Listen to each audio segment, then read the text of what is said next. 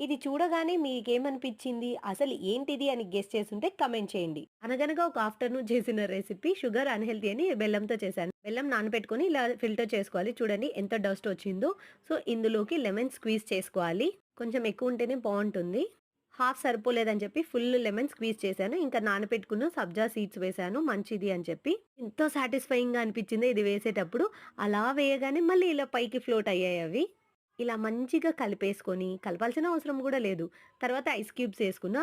తర్వాత ఫ్లాష్ అయింది నా మైండ్‌కి. అయ్యయ్యో! నేను ఇలాచీ మర్చిపోయాను అని చెప్పి, ఇది వేసిన తర్వాత మళ్ళీ ఇలాచీ పౌడర్ చేసి వేశాను. యాక్చువల్ పౌడర్ కాదు. అలానే ఉన్నింది కొద్దిగా. కానీ పౌడరే అనుకోవాలి. సో, ఇవన్నీ వేసిన తర్వాత ఇంకోసారి కలిపేశాననమాట. ఇదేం మాడిపోదు ఏమీ కాదు కలుపుకోవడానికి ప్రతిసారి. కాకపోతే నేను కలిపాను కాబట్టి చెప్తున్నా అంతే. యాక్చువల్‌గా దీనికి డార్క్ కలర్ రావడానికి రీజన్ ఆర్గానిక్ బెల్లం కొంచెం డార్క్ కలర్‌లో ఉన్నిందనమాట.